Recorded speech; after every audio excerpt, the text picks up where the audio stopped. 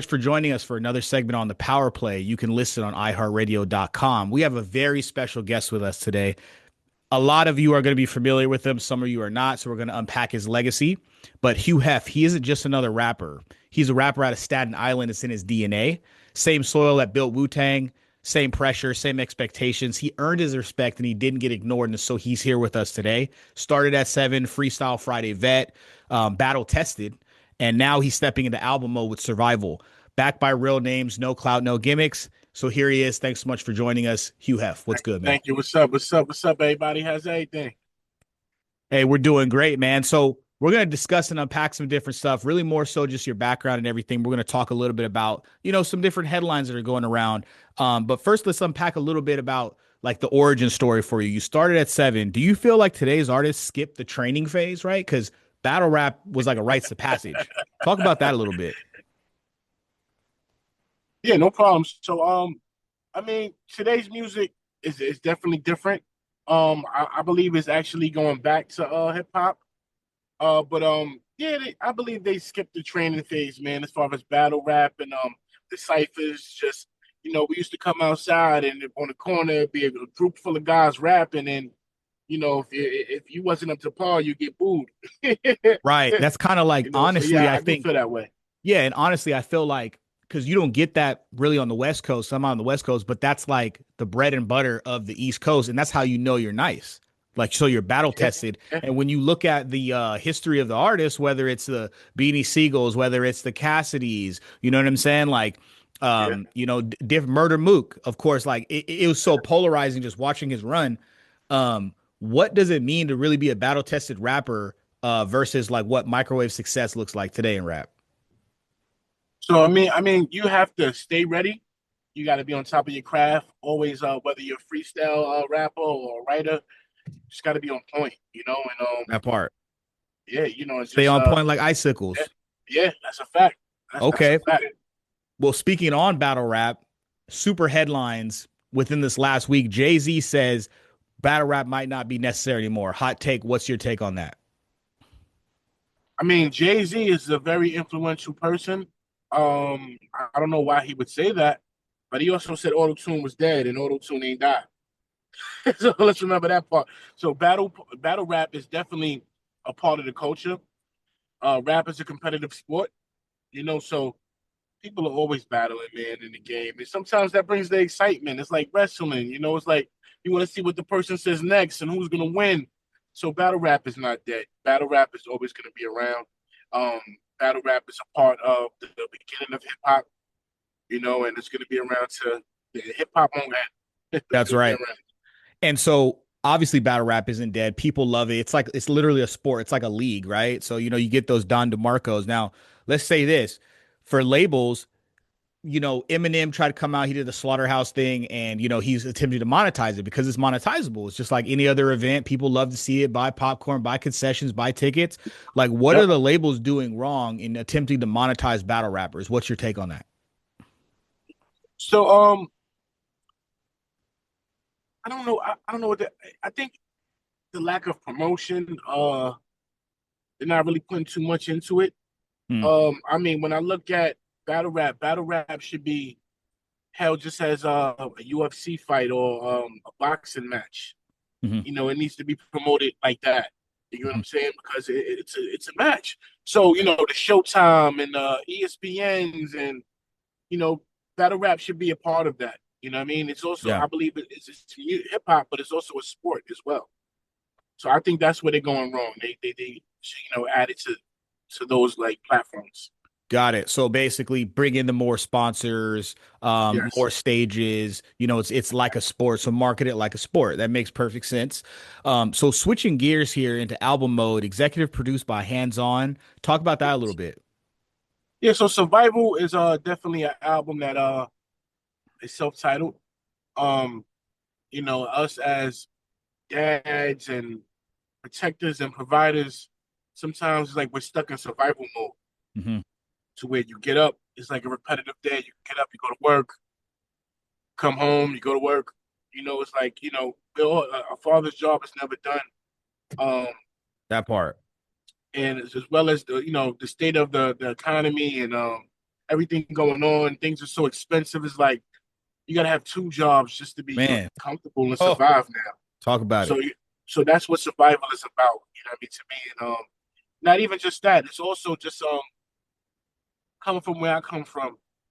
It's like all of the crime and the jealousy, the hate, and sometimes it's like it's hard to dodge beef and stuff like that. It's like the main objective is to survive.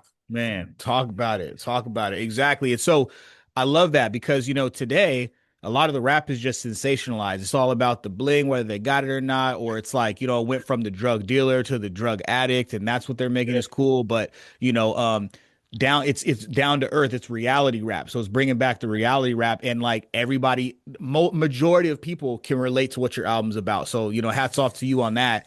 It's thank you. got some star-studded features in the hip hop community. So Method Man, Capadonna, Murder Mook, just to name a few. Talk about how those collaborations happened. So me being from Staten Island, I grew up around Wu Tang. My uncle Fresh, uh, he grew up with Wu Tang as far as Method Man, Raekwon, Divine, RZA, all of them. They're from Park Hill, and I'm from Park Hill as well. I grew up in Park Hill, so I seen it. I was outside when they were shooting the videos. I remember them being outside even before that. So to me, it was like inevitable. It was gonna happen. As far as me being a rapper, and I started gaining my notice, and my name started coming up when I was young. They took to me. Hmm. They liked me. For me, I was in a Ghostface video with RZA years ago. I Fire. remember Kennedy. Hey. You're so simple. I was a toddler sitting there watching the videos and stuff. So I mean, like I said, it was bound to happen. So So it's really in you, not on you. It's like, because obviously yeah, proximity, you know what I mean? yeah, And that's kind of what it's like, right? Like, because everybody's looking at things through a microscope, because we're seeing it over here on the West Coast, or they're seeing it over there in Seattle, but people are wearing Wu-Tang. You can find Wu-Tang shirts in H&M. You yeah, know what I mean? So it's yeah, a global yeah, thing, but it's different when it's boots on the ground for you, when it's like a part of your culture and proximity. It's just like second nature for you. So it was probably even just second nature to rap, essentially. yeah, yeah. And these are my uncles. Now, don't get me wrong. I was born in Harlem. I'm originally from Harlem. Okay. You know what I'm saying? So, but we moved out here 88, 89.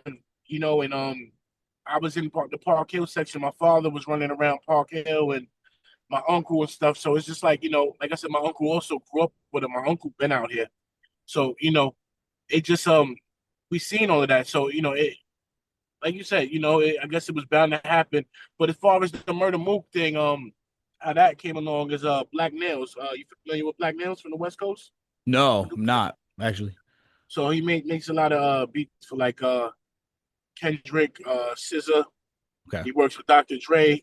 They actually got Beats and Bars, which is a reality uh contest, rap contest that they have coming up. And I met him when I auditioned for it. Oh, And fire. ever since then, me and Flame. him been cool. And he works with another friend of mine, an artist named Prayer. So I was in the studio with Nails, and we was working, and then Murder Mook and Lux came in, Mhm. and I knew who they were. I showed them some love. I met Lux a few times. This was my first time meeting Mook, and I just recorded the first verse, and Mook heard it. He was like, "Oh, nah, you spitting." And they knew who I was behind the battles. I battled K Shine and a few other guys. They knew who I was, so it was a mutual respect thing. And yeah, Mook ain't hesitate. He jumped on the record, and it went from there. Oh, fire. Yeah, Super fire. That's amazing. It's an incredible story, and it organically happening, right? Because yeah, it's really like paying dues and getting in the right spaces and people respecting your art and your craft. And so, yeah. they can do nothing but like reciprocate that same energy. So that's incredible. So unpack that a little bit, because battle rap has people have put battle rap on center stage. Let's say like the Wild and Outs, and you got Conceited going mainstream. You got different artists going mainstream. Charlie Clips, different people. What does battle rap teach that the industry can't? I think it's the grittiness of the bars and the punchlines and metaphors. So punchlines and metaphors is very important because that's like the knockout Yep, the in Una boxing. Oz. Yeah, we were like, oh, you heard what he said, and I think we lost that with hip hop. We lost substance. We lost the wittiness. No disrespect to the the new music as far as the drill and stuff because I'm inspired by all of that. Music is music. Music is like a mood thing, but I just don't want hip hop to of that the substance, the punchlines and stuff like that. So I feel that's what battle rap brings. You know, it puts on the show. Right, that's right. It also gives that replay value because now it's like microwaving is fast and quick. Okay, great attention span, and you're getting quick hits. But there's just songs I still replay of like of a Wayne, right? Even though it's like Yeah, trap oriented, yeah, that's like I listen back a year later. I'm like I stuff I didn't even catch, and I heard it was like a triple entendre. I'm like, man, this guy's yeah, crazy, you know. yeah, So yeah. it has its place. So I definitely understand that. So lyricism to the mainstream is undervalued, but it's also just somewhat misunderstood. So, are we in a microwave era of hip hop careers? Even like, do you see that in the perspective, and what's your take on that? I believe so, man. What was very devastating to hip hop was the loss of the mixtape scene. To me, it seems like they just deleted the underground market. Mm, mm, And that was very important for hip hop because it was like a stepping stone. It was like if all of the hardcore rappers, like the guys that started underground in the mixtape scene was like the Fabulouses and stuff like that. You know, even G Unit, Dipset, they were killing the underground, the mixtape scene, and then also mainstream. To me, that helps your album sales as well. mm. You get what I'm saying? And as far as punchlines, like Lloyd Banks, when the G Unit mixtapes was out, everybody couldn't wait to hear what Banks had to say next because it was something crazy. Hmm. Same thing with Fabulous, you know, same thing with the Dipset guys and stuff like that. So we definitely in the microwave era, man, and I think we're not gonna be in that era for too long because I'm starting to see a lot of music with guys that's really rapping. A lot of even young cats are really rapping, and then you got overseas who really loves the essence of hip hop. You know what I mean? Still, France, China, Japan, like we hearing Korea. artists, yeah, from all over the place, and it's real hip hop. And Yeah. also I got got to give Griselda their flowers as well. Benny the Oh Butcher is yeah. one Oh of them yeah. guys. Benny, shout out to Benny the Butcher. He likes my music as well. You know what I mean? So Yeah. I'm a guy who it's kind of like amazing for me to see a lot of artists that I like and I looked up to growing up respect my music That's and they fire, like me bro. as an artist as That's well. You know what I fire. mean? Yeah. As far as being shout out to Jim Jones, I have a record out with him, and Amazing. stuff like that. Even hands on Method Man, Capadonna, all of the Wu Tang, RZA. For me to get respect from these legends that I grew up listening to is just proof that anything you put your mind to, you could do because these were dreams for me as a kid, and I'm living a dream.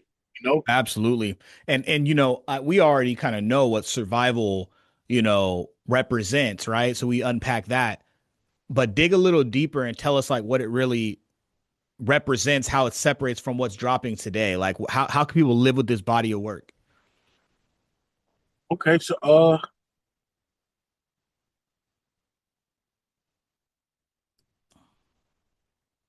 can you hear me? Yeah, you Hello, kind of breaking up there a little bit. It's no problem. It's pre-recorded. hello, can you hear me? Yeah, I can hear you now. Can you hear me? Okay, no problem. Yeah, hey, yeah, sorry about that. That was a call. So I had to extra call out. Yeah, so what can you repeat that question for me? Yes, sure. So we know what survival's all about. We know like pretty much everybody can relate to that. Everybody at some point has been in survival mode, so they can relate to that. But unpack that a little bit more. Like, what are listeners going to be able to take away from this album?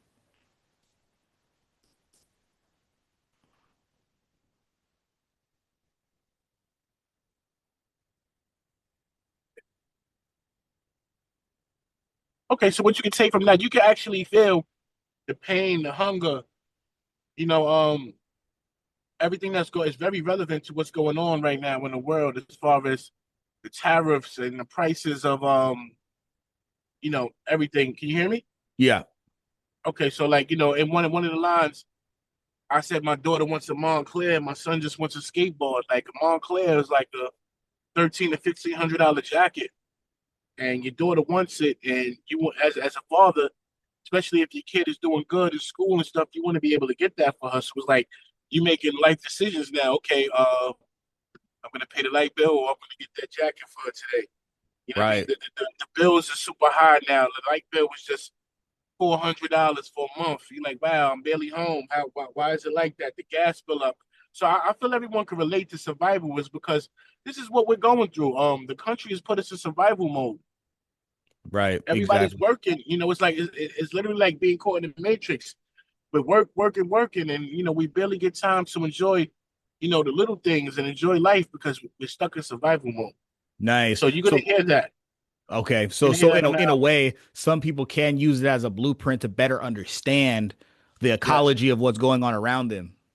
So they yes, could right, and so it's a piece of art that people can sit with that's going to help them like look within and see in the world like what's actually going on in a way.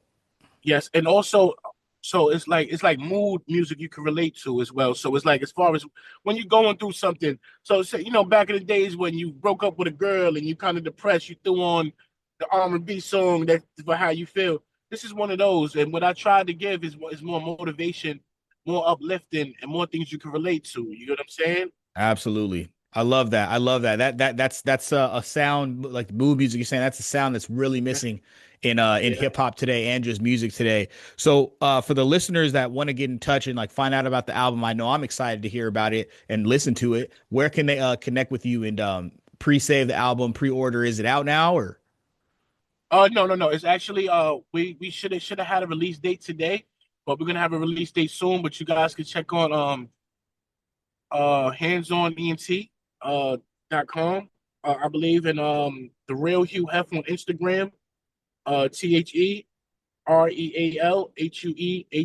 on Instagram. I'm gonna have the link there.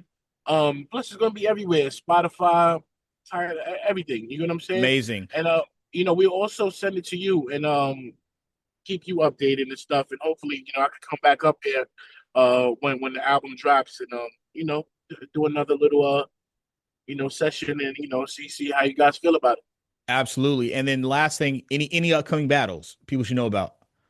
So no, I haven't I'm in album mode, so I haven't taken any battles, but I don't mind jumping back in the ring. So, but for me now, when it comes to battle rap, it just has to be worth it. Of course, it's become a sport. It's like now with it's like Mike Tyson.